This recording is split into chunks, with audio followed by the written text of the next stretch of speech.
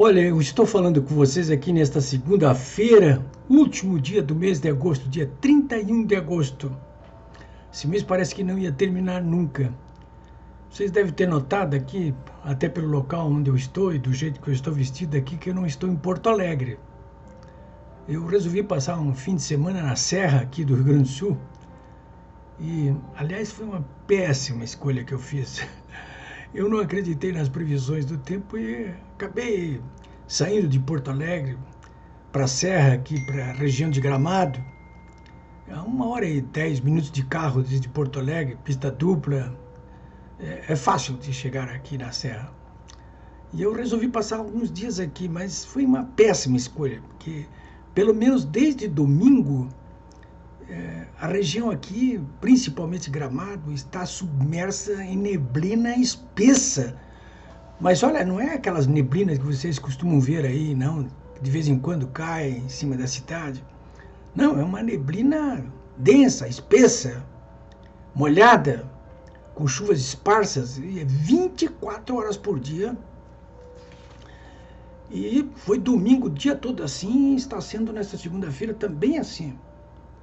E um frio muito grande, né? Estava olhando aqui há pouco aqui a previsão do tempo aqui em Gramado, mas não tá muito ruim o tempo aqui, não tá nada bom, não.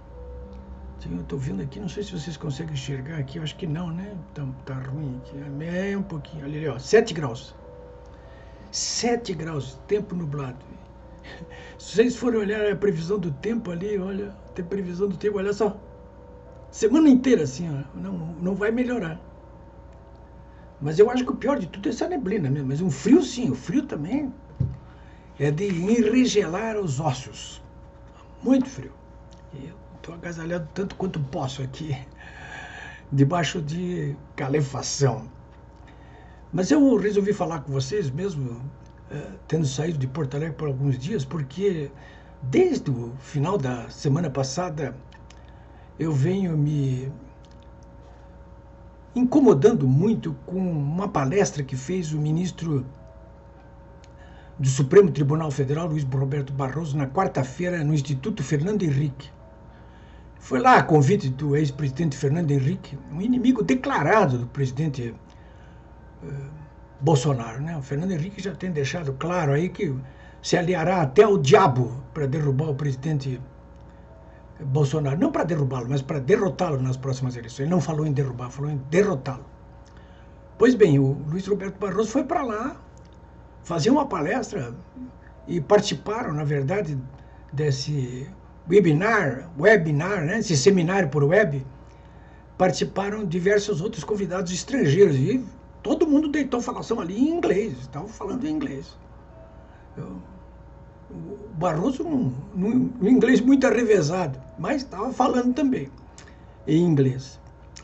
Talvez, pela circunstância de estar falando com interlocutores estrangeiros em inglês, talvez ele achasse que ninguém fosse entender direito o que ele estava falando lá naquele momento, na quarta-feira da semana passada, no Instituto Fernando Henrique Cardoso. Mas todo mundo, claro que no mesmo dia, no dia seguinte, principalmente as redes sociais, eu mesmo no meu blog, polibebraga.com.br, todos nós pensamos duas declarações inaceitáveis feitas pelo ministro do Supremo Tribunal Federal, que vem a ser agora, inclusive, o presidente do Tribunal Superior Eleitoral. Veja só o que disse o ministro Luiz Roberto Barroso. Duas coisas, referindo-se ao presidente Jair Bolsonaro. A primeira delas foi de que o presidente defende a ditadura. E segundo, de que o presidente defende a tortura. Olha, isso aí, partindo de qualquer pessoa, já seria, evidentemente, sujeito a ações penais e cíveis por violação da legislação que proíbe calúnias, injúrias e difamações. Que foi isso que aconteceu. Agora, em se tratando de uma autoridade como o ministro do Supremo Tribunal Federal, o presidente do Tribunal Superior Eleitoral, aí a gravidade é muito maior ainda. E aí se torna totalmente inaceitável, porque, como o Guilherme Fiuza falou no final de semana, num comentário que eu inclusive publiquei aqui, o vídeo, no meu blog, polibiobraga.com.br, o Guilherme Fiuza, ele foi direto no fígado do Barroso e chamou por aqueles adjetivos que cabem bem a esse ministro do Supremo Tribunal Federal, neste caso específico. Você é um mentiroso, disse o Guilherme Fiuza, e eu repito aqui, é mentiroso, disse o Guilherme Fiuza, mas que ele injuriou e mais, chamou-o de palhaço, né? Só você é um palhaço, ministro Barroso. Ele pediu, evidentemente, como eu peço aqui, como todos estão pedindo, aliás, exigindo que o ministro Barroso dê um único exemplo de uma única ação promovida pelo presidente Jair Bolsonaro na direção da implementação de uma ditadura aqui no Brasil. Uma única ação dele que traia esse comportamento por parte do presidente da República. Segundo, que ele diga claramente qual foi a ação praticada pelo presidente da República relacionada com o apoio à ditadura, à tortura aqui no Brasil. Ele é incapaz de fazer isso. Ele não fez isso no pronunciamento lá no Instituto Fernando Henrique. E não vai poder fazer. Agora, eu quero lembrar para vocês um pouquinho da trajetória do ministro Luiz Roberto Barroso, para que vocês entendam por que razão ele fez esse tipo de acusação que fez nesse pronunciamento no Instituto Fernando Henrique Cardoso. Ele foi parar no Supremo Tribunal Federal, o Luiz Roberto Barroso, pelas mãos da Dilma Rousseff, em 2013, portanto, há 7 anos atrás. Ele não era juiz. Aliás, nenhum dos 11 ministros do Supremo Tribunal Federal foi juiz. Nenhum deles. Para não dizer que nenhum deles foi, 2 foram juízes do trabalho, que segundo Roberto Jefferson, presidente nacional do PTB, juiz do trabalho, não desconsiderando o juiz do trabalho, mas a justiça do trabalho é considerada de segunda classe. Mas juiz mesmo, de direito, desembargador, ministro do Superior Tribunal do Justiça, ninguém foi, nunca foram magistrados. De carreira, ninguém está ali dentro, a não ser esses 2 juízes, um dos quais é a Rosa Weber, que foi juiz do trabalho. Mas eu convido vocês a buscarem, inclusive, no YouTube, uma série que está sendo publicada aí pelo empreendedor Brasil Paralelo. Brasil Paralelo. Os 11 Supremos, né? Eles já disponibilizaram em rápidas reportagens de 10 minutos o perfil de cada um dos 11 ministros do Supremo Tribunal Federal. Hoje, no meu blog, polibiobraga.com.br, vocês vão lá, que vocês vão encontrar lá o Barroso. Eu botei o Barroso. Eu falo sobre isso lá e coloquei essa reportagem da Brasil Paralelo explicando quem é o Barroso. O carioca Barroso. Os carioca falam bem, né? Eles se saem muito bem. Falando são uma beleza. Mas, enfim, tem bons amigos no Rio de Janeiro. Aliás, os bons cariocas todos são meus amigos, né? Mas, enfim, ele nasceu lá no Rio de Janeiro e fez a carreira advocatícia lá. Ganhou projeção nacional e aí ganhou intimidade com os donos do poder, o PT, naquela época, quando ele foi defender o terrorista italiano Cesare Battisti junto ao Supremo Tribunal Federal. A fala dele no Supremo Tribunal Federal, o vídeo e a fala dele eu disponibilizo também no meu blog, polibiobraga.com.br. Está lá a fala dele. Ora, é uma gracinha a fala do Barroso. E aí se explica por que ele está fazendo esse tipo de conversa que ele está fazendo agora aqui no Instituto Fernando Henrique Cardoso. Porque ali ele não considera o César Batista, na fala dele, não considera o César Batista um terrorista, nem uma pessoa que estivesse defendendo a ditadura.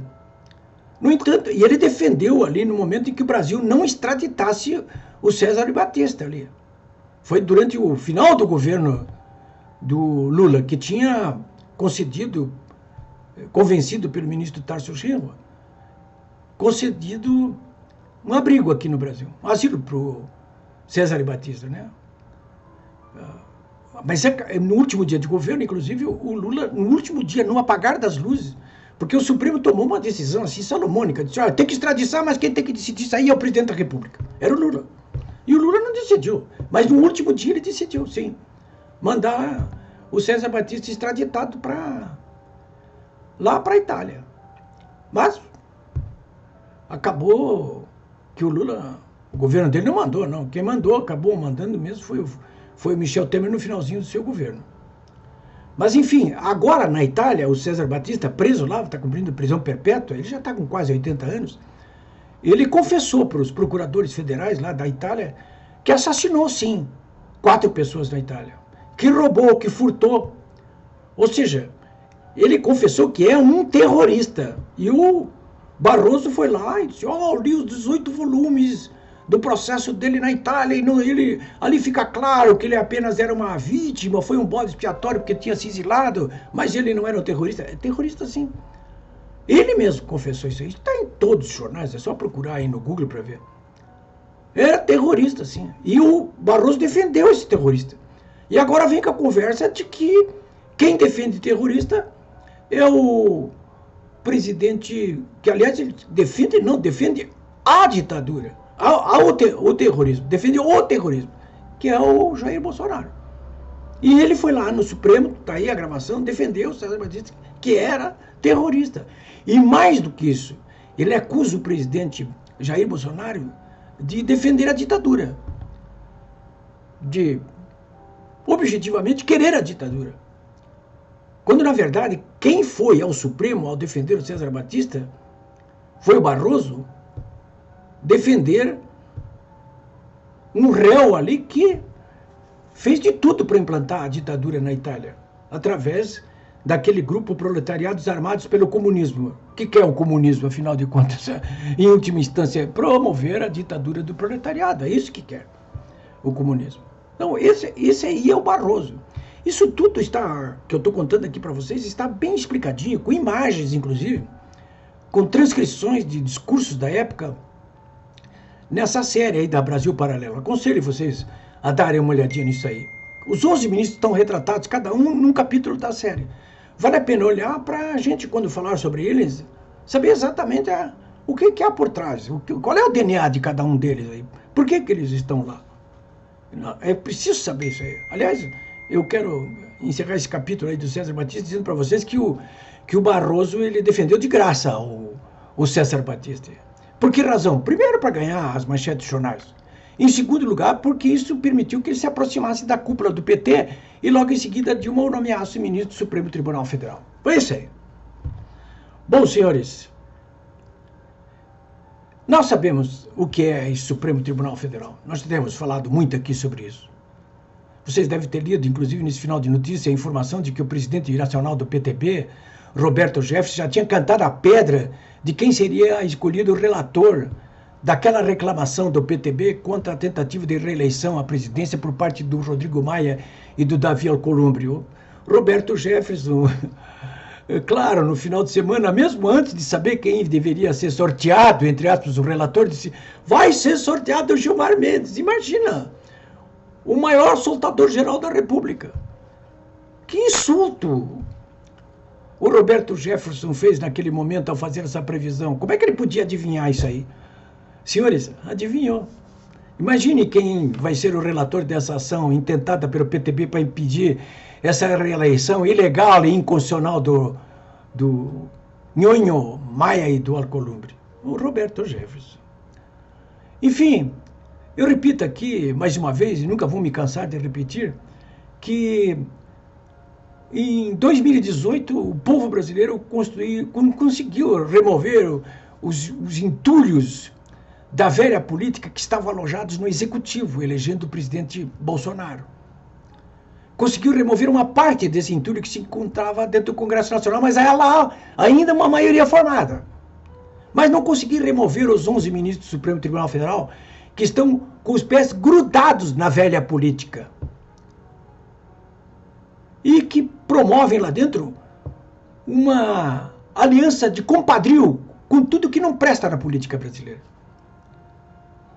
Para removê-los dali, dentro da lei, existem várias alternativas. O Senado Federal, que é quem pode fazer isso aí, como eu já disse para vocês aqui, decretar o impeachment de um ou de todos os ministros.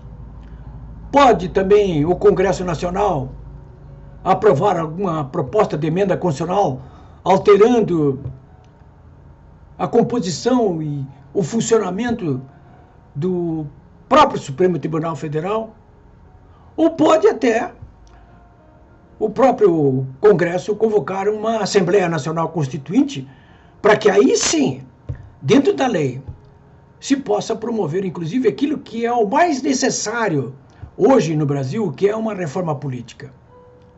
Sem essa reforma política, com o expurgo de todos esses partidos políticos comprometidos com o banditismo que nós temos aqui no Brasil, quase todos, sem isso aí, claro que de maneira pontual se possa combater a corrupção, esse compadrio, esse patrimonialismo, inclusive, que existe por parte de grande parte dos empresários brasileiros aí que sugam as tetas do governo, do Tesouro Nacional. Mas são as alternativas que nós temos aí, dentro da Constituição e da lei. Todas sujeitas a decisões do Congresso, do Legislativo. O Poder Executivo, ou seja, o Presidente da República, pouco pode fazer. Poderia, claro, numa situação de emergência, invocar o artigo 142 da Constituição Federal e dar um jeito de acabar com essas usurpações de poderes que é promovido pelo Supremo Tribunal Federal. Também. Fora da lei, claro, só o povo na rua. E ali, como dizia o velho líder comunista lá das ligas camponesas do Nordeste, é na lei ou na marra. É isso?